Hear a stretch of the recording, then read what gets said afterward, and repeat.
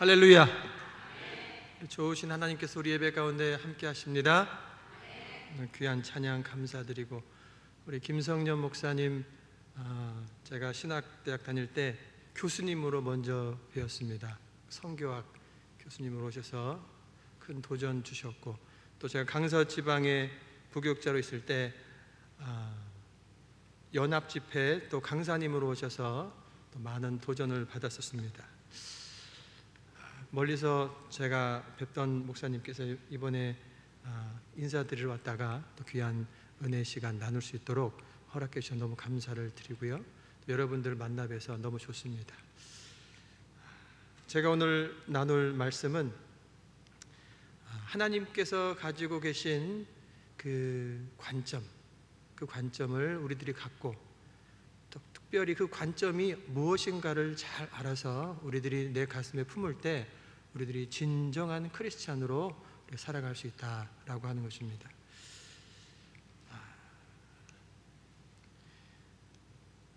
먼저 우리 세계 지도를 제가 보여드리는데요, 여러분, 지도를 보면서 어떤 나라가 보입니까? 여러분들이 가보셨던 나라들이 나오죠? 그렇죠? 여러 나라들, 한 200여 개의 나라들이 있습니다. 그런데 저 지구를, 그리고 나라들을 볼 때 여러 관점으로 볼 수 있을 거예요. 내가 여행을 다녀봤던 곳, 또 사업과 관련돼서 가봤던 곳, 여러 관점으로 보는데 우리가 하나님의 관점으로 한번 보았으면 좋겠습니다. 하나님의 관점은 성경을 통해서 보면 한 가지이죠. 주님의 핏값으로 사신 교회가 있느냐 없느냐, 그 땅에서 하나님을 나의 아버지라고, 예수님을 나의 구세주로 영접하여서 성령 안에서 예배하는 그 예배자들이 있는가 없는가라고 하는 주님의 관점이죠. 저 지구 안에 여러 나라들 안에 오늘 우리 대한민국에서 이 아름다운 예배당에서 아름다운 이 예배를 드리고 있는 우리들이 있는가 하면, 어떤 나라, 어떤 민족 가면 예수님이라고 하는 이름을 전혀 들어보지 못한 나라들이 여전히 있습니다. 어느 선교사님이 중국 우이구르족들에게 복음을 전할 때 이 사람들을 데리고 사막으로 야외배를 나온 거예요. 사막으로 나와서 무슨 놀이를 했냐면 십자가를 하나 만들어 가지고 십자가를 치고 여기서부터 저기까지 다녀오는, 근데 그 십자가를 처음 보는 거예요. 처음 봐서 그 의미 자체를 모르는 사람들, 그 이야기를 나눠주시더라고요. 세계를 볼 때 우리가 글로벌한 이 세계 속에서 우리가 글로벌 정신을 가지고 살아간다라고 할 때 우리들의 관점이 그곳에는, 그 땅에는 예배자가 있는가, 핏값으로 세우신 하나님의 그 교회가 있는가라고 하는 관점으로 보자라고 하는 거죠. 좀 더 좁혀서 우리가 이렇게 아름답게 복되게 예배를 드릴 수 있었던 그 초기에 우리 한국교회의 모습을 보면서 그때 주님께서 은혜를 베푸셨던 것들을 우리가 떠올리고 오늘 도전받고 우리가 앞으로 어떻게 그럼 주님의 관점, 주님의 마음을 가지고 살아갈 것인가 보려고 합니다. 자, 이제는 나라를 좁혀보고 나니까 몇 개 나라를 볼 수 있겠죠. 자, 어느 나라가 있습니까? 대한민국, 일본, 중국, 저쪽 위에 러시아. 좋습니다. 그래요.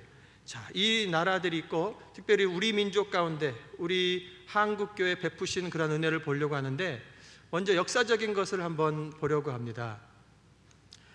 예수 그리스도께서 2000년 전에 오셨다라고 우리들이 알고 있고 믿고 있습니다. 그렇다고 한다면 그 예수님이 이 땅에 오신 그때 우리 민족은 어떤 상태였을까? BC 57, 37, 18인가요? 예. 저 해가 바로 예수님께서 오시기 바로 전에 우리나라의 그러한 상태입니다. 어떤 나라일까요? 어떤 상태일까요? 삼국시대. 그렇죠. 어떤 세계 나라가 뭐죠? 신라, 고구려, 백제. 저기 금방 누가 신라를 먼저 말씀하셨습니까? 보통 가면 고구려 뭐 백제 신라, 고구려 신라 백제 그러는데 고구려가 통일을 이루었어야 된다라고 하는 마음으로 고구려를 먼저 말씀하시는데 저 순서는 신라가 먼저 생깁니다. 그리고 고구려, 백제. 자, 우리 민족이 삼국시대일 때 바로 이제 예수 그리스도께서 그 시기쯤에 이제 오시게 된 거죠. 그리고 고려가, 그리고 조선이 건국이 됩니다. 그때 영적인 상태들을 한번 보려고 합니다. 우리나라의, 우리 민족의 영적인 상태는 어떠했는가 하면 이제 불교가 전래되었고, 그래서 고려에 영향을 끼치고, 유교가 조선 나라의 통치와 가정들, 사회의 어떤 중요한 가치관, 이념이 되는 것이죠. 이것이 사회에 드러난 어떤 그런 이념들이라고 한다면 그 밑에 5,000년 우리 민족의 반만년 역사의 밑에 깔려있는 그 영적인 상태는 뭐냐면 샤머니즘이에요. 달을 보고 빌고, 그리고 큰 나무가 있으면 영험할 것 같은 그런 마음 가운데 거기다가 자기 가족들의 복을 비는 그런 상태가, 그런 모습들이 되죠. 자, 샤머니즘이 기본 바탕이 되어서 불교가 들어오면 불교도 샤머니즘의 영향을 받아가지고 여러 변질된 모습이 나옵니다. 그리고 유교 역시 샤머니즘과 섞이면서 또한 샤머니즘적인 그런 모습들이 나오게 되죠. 자, 이런 역사가 흘러온 거예요.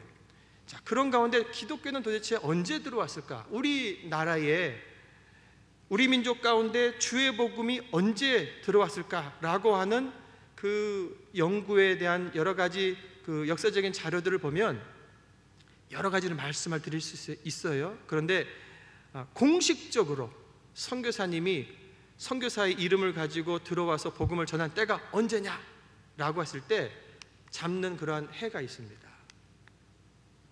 자, 한번 읽어볼까요? 시작.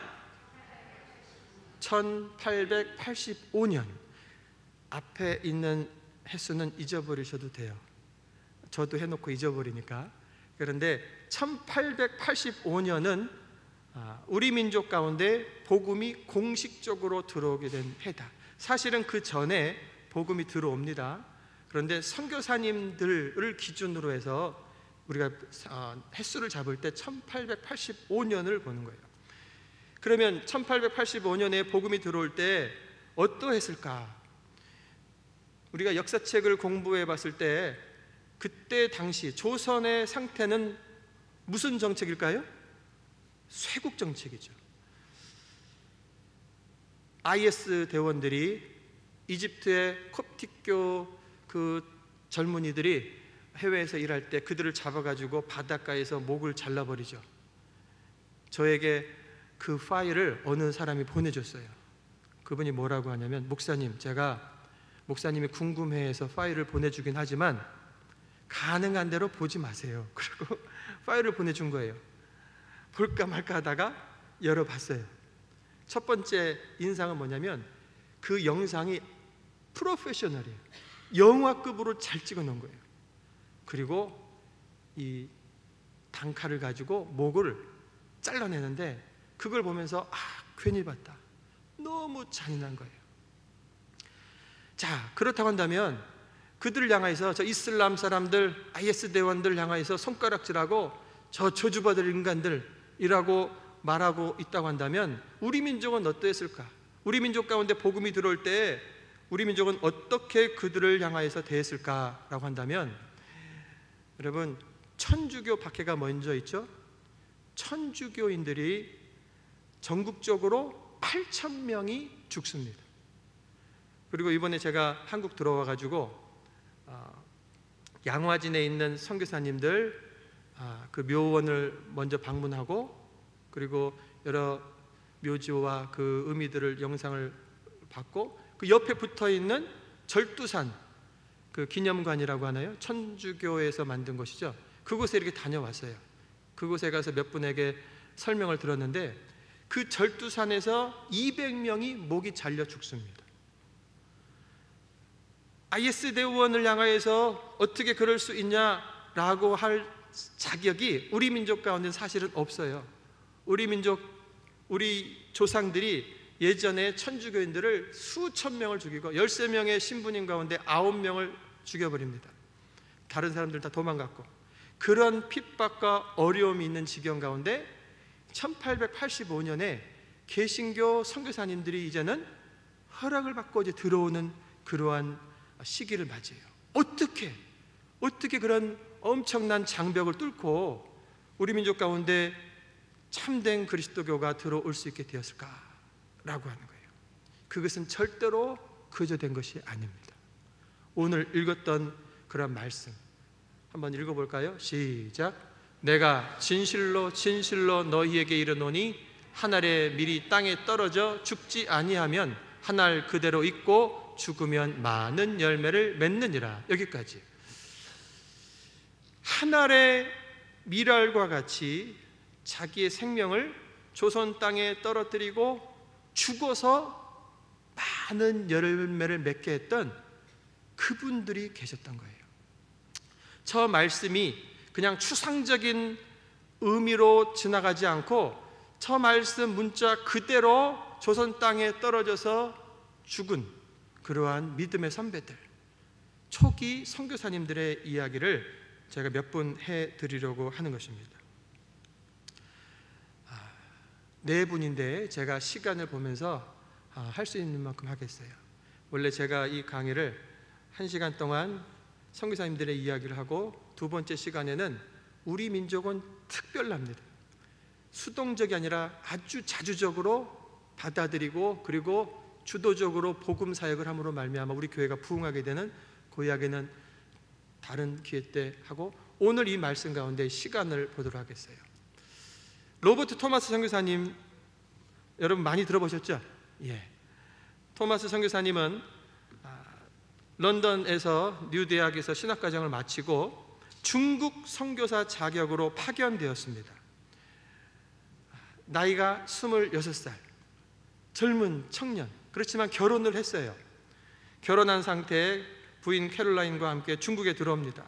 감격스러운 가운데 내가 하나님의 영광을 위하여, 하나님의 나라를 위해서 쓰임받고 있다라고 하는 감격 속에서 중국에 들어왔는데, 런던에 살던 사람이 중국의 상하이의 더운 날씨에 부적응하게 됩니다. 자기는 어떻게 이겨나가지만 부인이 도대체 적응을 하지 못하는 거예요. 그러다가 아기를 유산합니다. 그리고 가까이 살던 미국 여자 선교사님이 죽어요. 더운 날씨, 습한 날씨, 그리고 아기가 유산되고, 그리고 가까이 지냈던 여자 선교사님이 죽는 모습을 계속 보게 되는 거죠. 이 부인이 견딜 수가 없는 상황이 됩니다. 이때 토마스 선교사님이 도대체 안 되겠다 해서 날씨가 좋은 곳을 찾아요. 찾아서 저곳으로 가야겠다고 정한 다음에 돌아와서 봤더니 자기 부인은 이미 세상을 떠난 상태였어요. 비참한 상태, 그리고 절망스러운 시간들이 지나가게 됩니다. 아무것도 한 것 없는데 그저 이제 적응하려고 하는 마당에서 일어난 1년 안에 벌어진 그러한 일들이었던 거예요. 시간이 지나갑니다. 그러다가 천주교에 대한 핍박 때문에 바깥으로 중국으로 도망쳐 나온 김자평, 최선일 이런 사람들을 만나요. 천주교도인들입니다. 그들 통해 조선이란 나라가 있고, 조선이란 나라가 한자, 한문을 같이 쓰고 있다라고 하는 것도 이제 알게 되죠.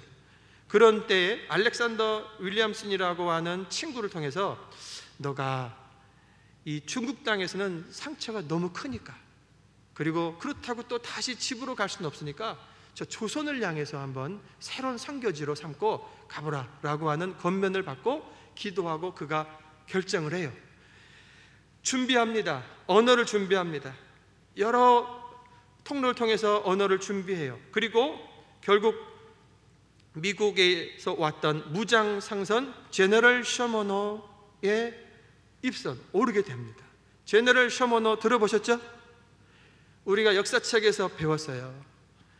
자, 저 제너럴 셔머노는 포와 총을 가지고 있는, 그렇지만 상업선입니다. 통상 거래를 열고 무역을 하기 위한 그런 배인 거죠. 거기에 통역관으로 지원을 했습니다. 그리고 중국에서 출판된 중국 한문 성경 500권을 싣고 이제는 그래, 새로운 땅, 새로운 선교지를 향해서 나가자 하면서 영국 선교부에다가 보고를 합니다. 조선 사람들에게 환영받을 생각을 하니 기쁨이 넘칩니다. 희망찬 선교활동의 기회를 저에게 허락하신 하나님 아버지께 감사를 드립니다 하면서 다시 한번 기운을 차리고 들어간 거예요. 그런데 또 이 배가 뜻대로 되지 않아요. 배가 들어가면서 맨 처음 계획은 한강으로 들어가서 한양으로 가려고 했던 그런 계획이었는데 잘못해서 대동강으로 들어가서 어디로 갑니까? 평양으로 이제 들어가게 되죠. 하지만 어차피 조선이니까, 그리고 통상을 하면 되는 거니까 와서 그 지역 관원들에게 이제 묻습니다. 우리가 이러하고 우리와 함께 통상을 하자, 거래를 트자 라고 했을 때 관군들, 그 당시에 있었던 그러한 관원들이 우리는 쇄국 정책이다, 절대로 우리가 허락하지 않는다 라고 거부하죠. 자, 이 말을 듣고 제너럴 셔머너가 돌아왔으면 별것이 없었을 거예요. 그런데 그 일로 인하여서 결국 싸움이 붙습니다. 주민들을 괴롭히고 또 서로 무기를 가지고 싸워서 전투가 벌어지죠. 자, 전투가 벌어지는 중에 시간이 흐르니까 저 서해안 쪽에 있는 물들이 들어가고 나가는 그 사이에 배가 높이 있다가 물이 빠져버리니까 가라앉은 거죠. 밑바닥이 그 아래 닿고 나니까 움직일 수 없는 상태가 되었어요. 이때 관군이, 조선군군이 위에서 작은 배에다가 불을 붙여가지고 위에서 내려보낸 겁니다. 그 배가 저 큰 배에 닿으면서 불이 붙게 되고 다 불타버립니다. 그 배 안에 있던 사람들이 물로 뛰어나오죠. 뛰어나와서 무트로 나오면 거기서 칼로 죽여버리는 거예요. 토마스 선교사님이 가지고 왔던 그 성경을 어떻게 쓰든 무트로 던져보는데 아무런 소용이 없어요. 결국 성경을 한 권 또는 두세 권, 어떤 역사학자마다 틀리더라고요. 작은 일부분의 그런 성경책만 가지고 간신히 이제 무트로 나오게 됩니다. 무트로 나온 그런 장면이에요. 저곳에서 그가 기도하고 있고 무릎을 꿇고 있고, 그리고 저 칼에 목이 베어 죽게 됩니다.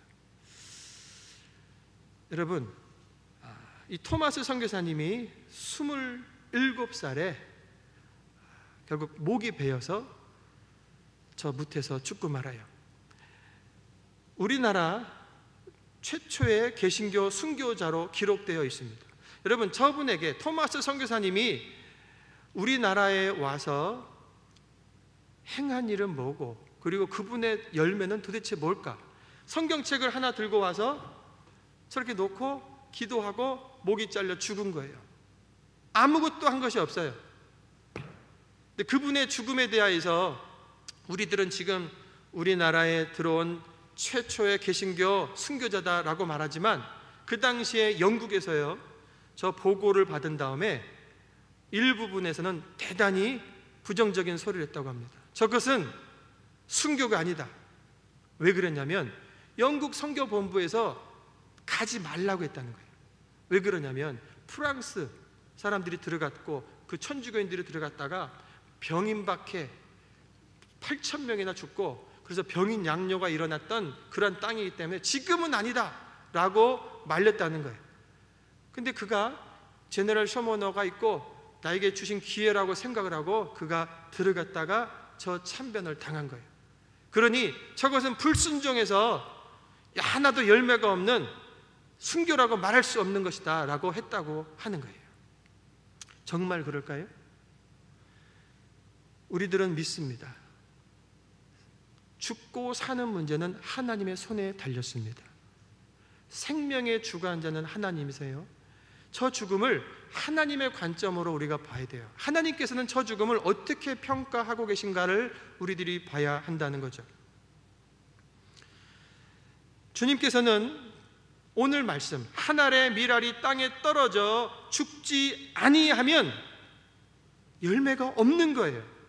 그럼 땅에 떨어져 죽어 수많은 열매를 맺는다라고 분명히 말씀하셨죠. 그러면 저분의 죽음이 진짜로 하나님께서 인정하시는 순교요, 하나님께서 사용하시는 것이었는가 아닌가는 열매를 통해서 볼 수 있는 것이죠.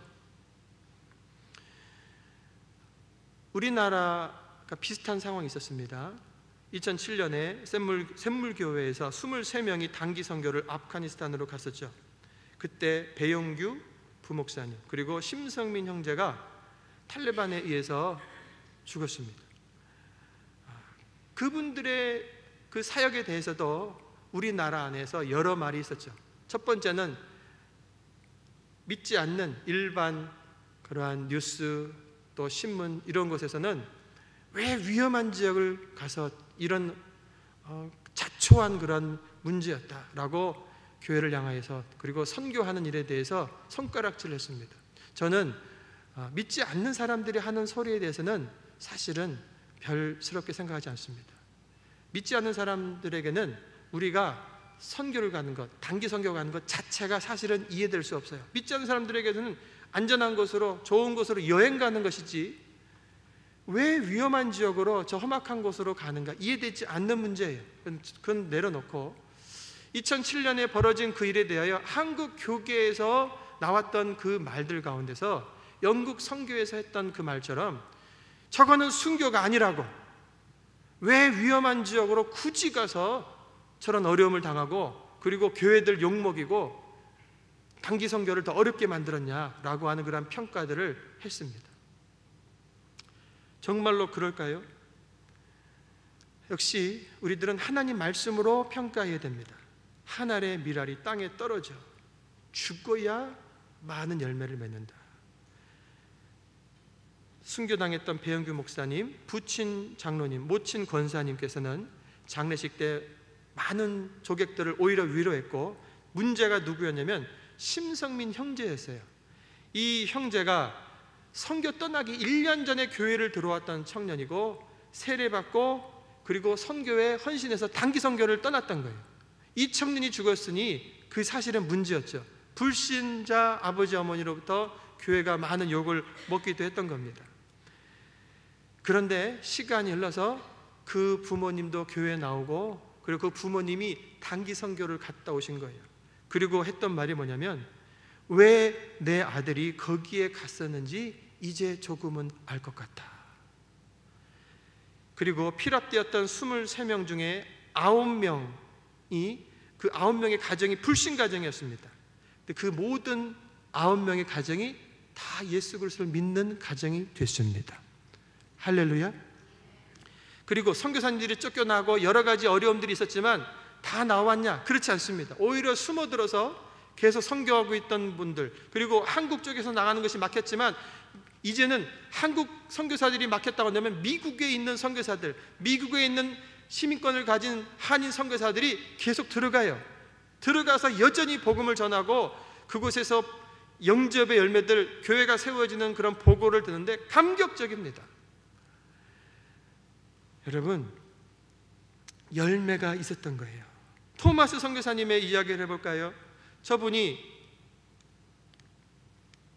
저렇게 무릎 꿇고 죽기 바로 직전에 저 오른쪽에 칼을 들고 있던 저 사람의 칼에 의해 죽는 겁니다. 이 사람이 누구냐면 박충권이라고 하는 사람이에요. 이 사람이 자꾸 눌러지는군요. 이 사람이 나중에 나이 들어서 찍은 사진인데 이 분이 했던 말입니다.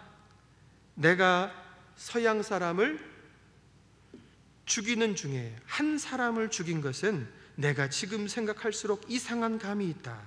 내가 그를 찌르려고 할 때에 그는 두 손을 마주 잡고 무수한 말을 한 후 붉은 배를 입힌 책을 가지고 웃으면서 나에게 받으라 권하였다. 그러므로 내가 죽이긴 하였으나 이 책을 받지 않을 수 없어서 받아왔노라. 성경이 전달된 거예요. 그리고 그분이 박충권 장로님이 됩니다. 할렐루야. 그리고 박충권의 조카 이영태는 남장로교회 선교사의 성경 번역을 돕습니다. 그리고 전달된 그 성경책이 초기에 그것이 뜯어져서 벽지로 쓰여져요. 벽지에 발려지는 그 박영식의 집이 널다리 교회로 세워지게 되는 것입니다. 여러분, 전달되었던 그 성경, 그리고 그 안에 그 그 관련됐던 사람들이 성령의 역사로 말미암아서 변화되어 개인의 그리고 가정의 그 동네의 변화뿐만 아니라 크게는 어떻게 됩니까? 제너럴 셔먼호가 불타버렸습니다. 그곳에 있던 미국 사람들이 다 죽은 거예요. 그 소식을 들은 미국이 가만히 있을까요? 절대로 가만히 있지 않습니다. 이번에도 결국 북한에 있었던 그 한인 미국 시민권자들 다 데리고 나갔죠. 미국에서는 자기 나라 시민자가 어느 나라에 붙잡혀 있으면 결국은 다 빼내옵니다. 전쟁을 일으켜서라도 다 빼내와요. 더더구나 제너럴 셔먼은 많은 사람들이 불타 죽은 거예요. 그리고 결국 그 일로 인하여 군함을 보내죠. 어떤 일이 벌어집니까? 신미양요. 들어보셨죠? 결국 미국 군대와 전쟁이 벌어지고 마는 것입니다. 신미양요를 옛날에 제가 역사 시간에 배울 때 강화도에서 우리 군인이 미국을 물리쳤다 뭐 이렇게 배웠어요. 그래서 미국을 이겼다고.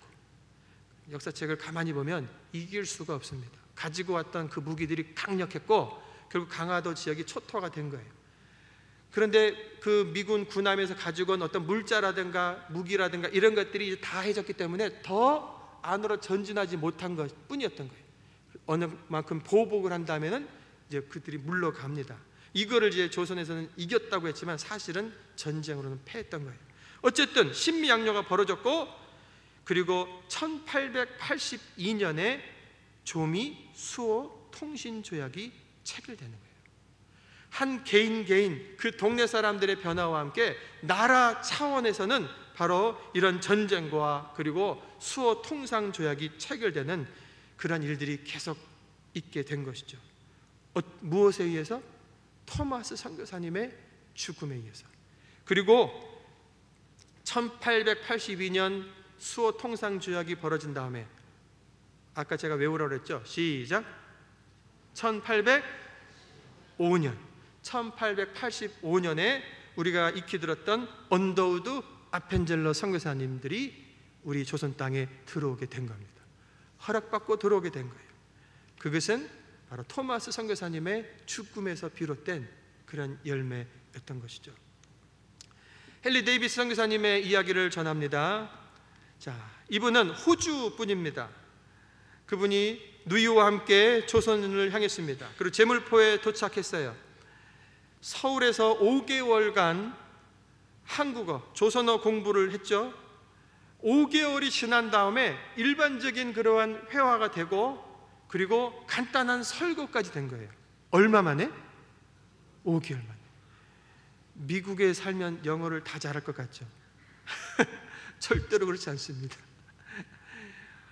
5개월, 5년, 어떤 분은 50년을 살아도 기초에서 벗어나지 못하는 일들이 허다한 거예요.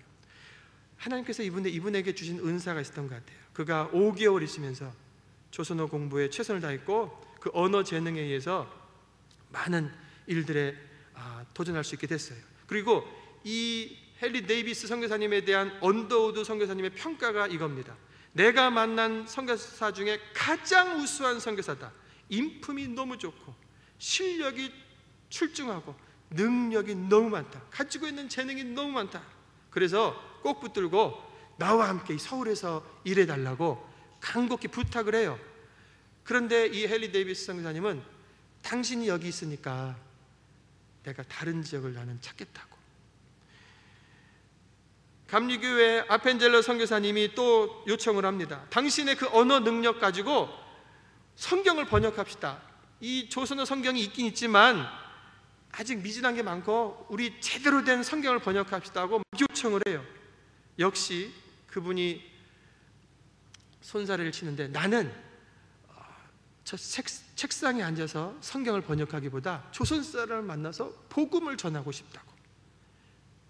결국 이분이 5개월이 됐을 때 동료 선교사 한 분 그리고 서상륜 그리고 건서 몇 분과 함께 전도 여행을 떠나는 거예요.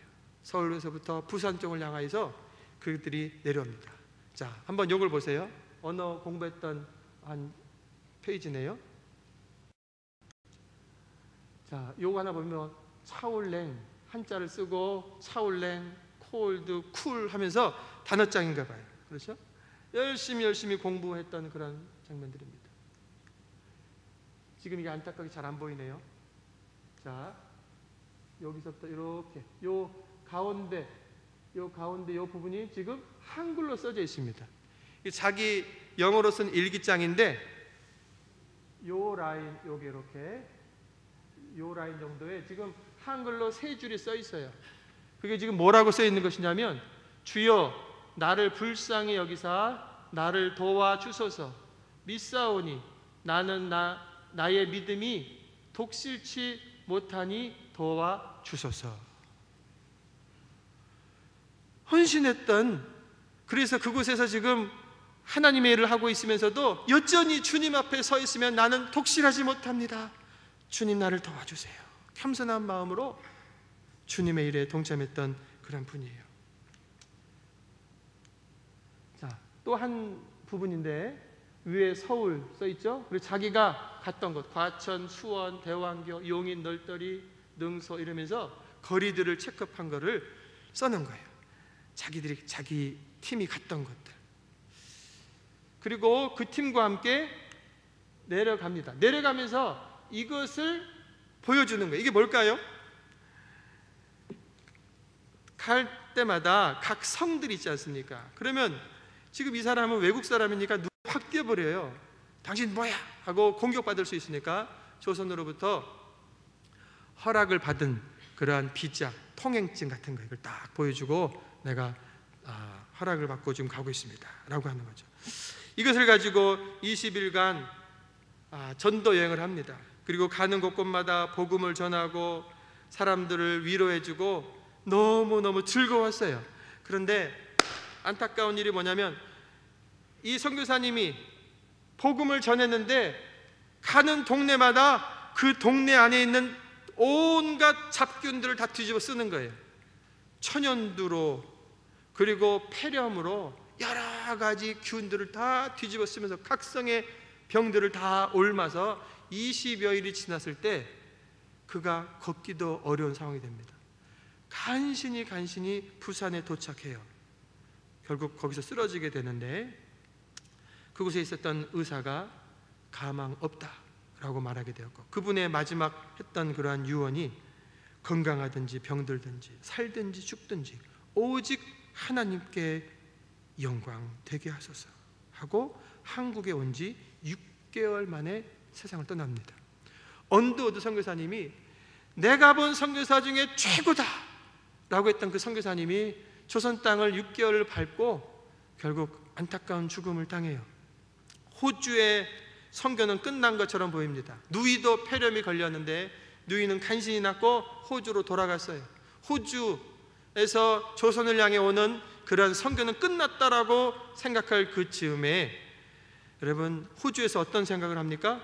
헨리 데이비스 선교사님이 죽었으니 끝난 것이 아니라 죽었으니 내가 가겠다라고 하는 2차 그런 선교진이 구성되었던 것입니다. 맥케이 목사님, 이분은 의사였습니다. 5명의 선교사가 제2진으로 내한하게 됩니다. 그리고 맥케이, 그분이 일신 부산병원을 세우는 거예요. 그 당시에 전국 출생아의 10%에 해당되는 아이들을 다 받아낼 정도로 큰 일을 감당하게 되죠. 헨리 데이비스 선교사님이 자기가 죽음으로 말미암아 끝나버린 것이 아니라 자기의 죽음, 뭐 때문에 죽어요? 그 지역에서 온갖 잡균들에 의해서 풍토병에 의해서 죽었다라고 하는 소리가 들려지면서 의사들이 일어나면서 그 땅을 향해, 우리 땅을 향해 오게 되었던 것이죠. 한 알의 밀알이 땅에 떨어져 죽어 열매를 맺은 거예요. 할렐루야. 여러분, 주님께서 일하고 계신 것을 믿으시길 바랍니다. 존 헤런 선교사님의 이야기를 드립니다. 이분은 영국에서 출생했습니다. 아버지가 목사님이셨어요. 14살 때 미국 테네시 녹스빌로 이민 와서 목회하셨어요. 이 존이 개교일의 최우수 성적이라는 영예를 안고 테네시 의과대학, 테네시 종합의과대학을 졸업합니다.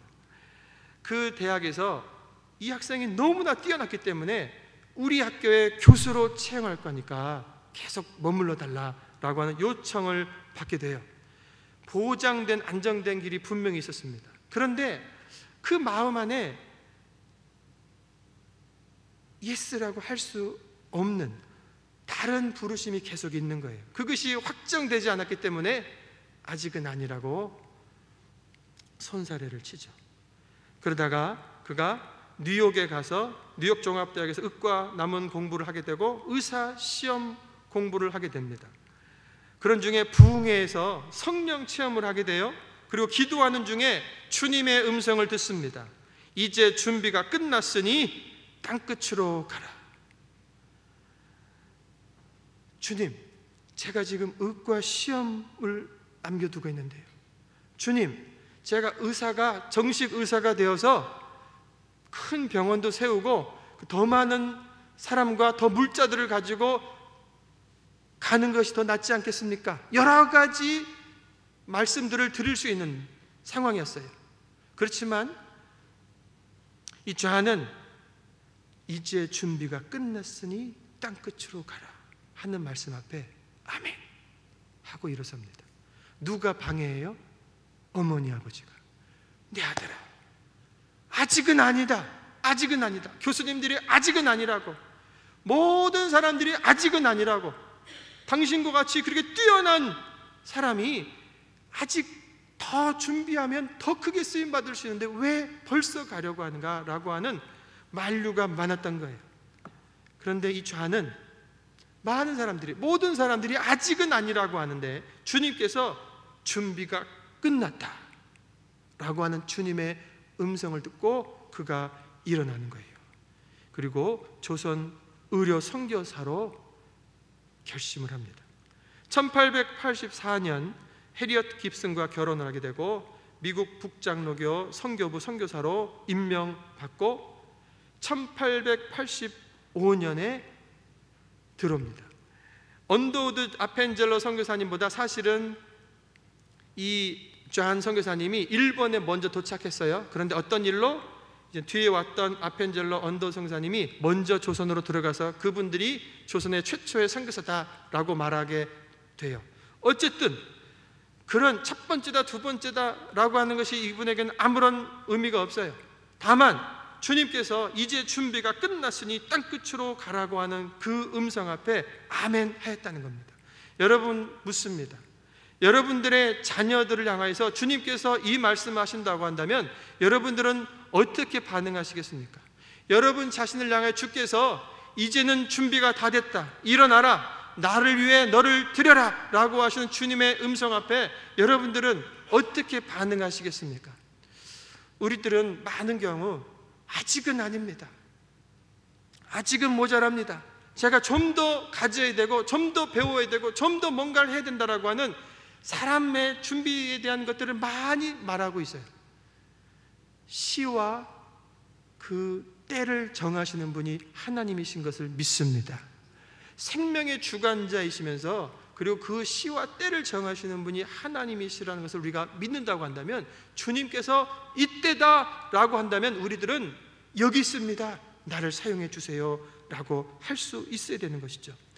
자, 이 존 선교사님이 조선으로 들어왔습니다. 그래서 알렌이라고 하는, 중국에서 들어와서 사실은 선교사지만은 의사로서 먼저 와 있는 알렌과 함께 광해원에서 열심으로 사람들을 치료해 주는 거예요. 치료하는 중에 여러 가지 이제 일들이 벌어집니다. 가만히 봤더니 어떤 여자들이 와요. 알렌 선교사님에게, 알렌 의사 선배에게 먼저 묻습니다. 여자들 배꼽 바로 밑에 화상인지 무슨 염증인지 뭐가 이렇게 종종 있는 여자들이 있다는 거예요. 아무리 생각해도 이게 도대체 뭔지를 모르겠다고. 알렌 선교사님, 이게 뭡니까? 자기도 모르겠다고.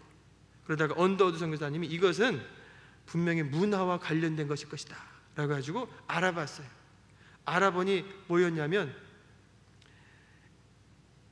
소금을 불에 달궈가지고 배꼽 밑에 아래다가 이것을 200번 내지 300번을 지진 다음에 남편과 합방을 하면 아들을 낳는다. 이게 온제 종자법이라고 하는 민간요법인 거예요. 아이고 그런 것이군요. 안타까움 가운데서 더 열심히 병을 고쳐요. 다른 사람들을 고쳐주는 가운데서 결국 이 존 헤론이 역시 또 병을 얻게 됩니다. 그가 자기 몸을 돌보지 못하는 가운데 결국 큰 병을 앓게 되고 또 먼저 세상을 떠나게 돼요. 세상을 떠나면서 마지막 했던 말 역시 나를 사랑해주고 도와준 친구들, 여러분 예수님을 믿으시오, 예수님은 여러분을 사랑합니다 하면서 복음을 전하고 세상을 떠납니다. 자, 안타까운 죽음을 언더우드 선교사님이 또 옆에서 보는 거예요. 그런데 더욱더 안타까운 것은 다른 선교사님들도 다 필요하지만 의사가 정말로 필요한 거예요. 의사가 와서 사람들을 고쳐주는 것이 너무 소중한데 그 의사, 선교사님이 떠나고 나니까 마음이 너무 아팠어요. 자, 아픈 마음은 뒤로 하고 이 선교사님의 시신을 이제는 매장, 이제는 묻어야 될 것 아닙니까? 미국에서는요, 동네를 가면 동네 근처에 묘지가 있습니다. 묘지하고 뭐 동네하고 같이 있어요, 이렇게. 그래서 이 선교사님이, 언더 선교사님이 이 존의 이 시체를 일단은 저 성경 번역하는 그 건물 뒤쪽 마당에다 가매장을 하자. 왜 그랬냐면 그 당시가 7월, 우리나라의 7월을 얼마나 덥고 습합니까? 그런데 이 시체가 막 썩어가는데 외국인들은 저 인천, 제무포까지 가야 거기에 외국인들의 묘지가 있는 거예요. 그 당시에 교통편으로는 이 시체가 다 썩어버릴 수밖에 없어요. 어떻게 합니까? 일단 가매장을 할 수밖에 없다 해서 거기다가 넣으려고 그러는데 성경 번역하는 일을 돕던 조선 선비들이 절대로 안 됩니다. 절대로 안 됩니다. 너무 강력해서 안 돼가지고 이 존 헤론 선교사님의 집 뒤뜰로 가서 묻으려고 해요. 절대로 안 됩니다. 안 된다는 거예요. 여러분 왜 안 될까요? 우리나라 조선 사람들의 생각은 뭐냐면 사람이 죽으면 뭐가 된다? 귀신이 되는 거예요. 그래서 일반 사람뿐만 아니라 왕조차도 성 안에다가 묘지를 쓰지 않습니다. 우리가 옛날에 소풍 가면 다 무슨 선릉 다 바깥인 거예요. 왕조차도 먼 곳에다가 다 그 묘지를 삼지 않습니까? 더더구나 되지 않는 거예요. 근데 시체는 막 썩어져 가고, 그래서 제무포 말고 가까운 데다 제발 하나 달라고. 나라에서는 정부에서는 주지 않아요. 그래서 결국은 이 시체를 정동 미국 대사관 경내다가 일단 막 묻으려고 해요. 성내에서 막 데모가 일어나고 난리가 납니다. 조선 정부에서 안 되겠다 싶어서 양보하고 땅을 내줬으니 그곳이 바로 양화진 나루터인 거예요. 양화진 나루터. 제가 이번에 한국에 와서 양화진에 와서 저 문구, 저 묘비를 다 봤습니다. 양화진에 지금 145명의 선교사님들이 안장되어 있고 또 그 안에 선교사님들의 자녀들, 태아에서부터 또는 아이로 몇 살 안 돼가지고 죽은 그러한 자녀들의 묘까지 그곳에 많이 있습니다. 자, 이런 장례를 어떻게 쓰든 간신히 끝내고 나서 언더우드 선교사님이 어깨가 쭉 떨어졌어요. 그리고 안식년을 맞이했습니다. 그리고 미국으로 돌아와서 꼭 선교보고를, 자기하고 관련된 선교보고보다는 이 존 헤론의 선교사님, 의사 선교사가 필요하다라고 하는 그러한 선교보고를 그가 하게 되는 거예요. 그래서 조선이라는 땅에 의사 선교사가 필요합니다. 의대생들을 모아놓은 그 모임에서 강력하게 이것을 외쳤어요. 그런데 의대생들도 도전을 받았지만 누가 큰 도전을 받았냐면 바로 올리버 에이비슨 박사님이에요. 이분은 교수님입니다. 이분은 의학 박사고 약학 박사예요. 두 가지 다 박사를 갖고 있어요. 자, 이분이 토론토 의과대학 원장으로까지 약속을 받은 상태였는데 언더우드 선교사님의 선교보고를 듣다가 젊은 의사 선교사가 가서 죽었잖아요. 여기 있는 젊은 의사 선교사가 가서 또 해주다가 또 죽을 수 있잖아요. 고기를 주는 것보다 물고기 잡는 법을 가르쳐주자 하고 교수인 자기가 직접 들어와서 조선 사람들 안에 의사를 세워줄 계획을 짭니다. 존 헤런의 그러한 죽음은 교수님을 움직였던 거예요. 그가 들어옵니다. 들어와서 조선 전국에 횡행했던 콜레라를 성공적으로 막는 그러한 일을 합니다. 그가 와서 해부학, 이곳에 오른쪽에 보면 대한국 의사 김필순 번역, 미영국 의사 어비신 교열 하면서 해부학, 그리고 이러한 책들을 조선 학생들을 위해서 쓰게 되죠. 자, 그러면서 그가 많은 병들을 고치고 또 학생들을 열심으로 가르치면서 아주 성공적인 사역을 합니다. 그 가운데서 너무 좋은 것은 뭐냐면 아스피린 하나만 먹여도 병이 깨끗하게 나서버리는 거예요. 왜 그래요? 맨 한약 그리고 민간요법에 치료를 받던 사람들이 양약을 먹으니 얼마나 효과가 좋아요. 두통이 깨끗하게 사라지고 어디 아픈 게 사라지고 염증이 사라져버리는 거죠. 그런데 문제가 있습니다. 어느 날 약이 필요해서 창고를 갔더니 분명히 여기 있던 약들이 없어져 버린 거예요. 알아봤더니 누가 가져가요? 지키던 군인들이 가져가 버린 거예요. 누구에서 탐관 오리들이 시켜서 약들을 빼가는 거예요. 저 서양에서 온 명약 그걸 뒤로 빼가는데 도대체 막을 수가 없어요. 나라에서 운영하고 있는 병원이었고 재중원으로 바뀌었지만 나라에서 운영하고 있기 때문에 자기의 손으로 막아낼 수가 없어요. 안식년이 됐습니다. 그가 역시 또 돌아와 가지고 선교 보고를 할 때 뉴욕 카네기 홀에서 만국 선교 보고를 하는데 조선 땅에 선교사가 세운 현대식 종합병원이 필요합니다. 여러분 기도해 주세요 라고 강력하게 보고를 한 거예요. 선교사님들이 기도해 달라는 얘기는 뭐 해달라는 얘기예요? 도와달라, 후원해 달라 이런 얘기죠.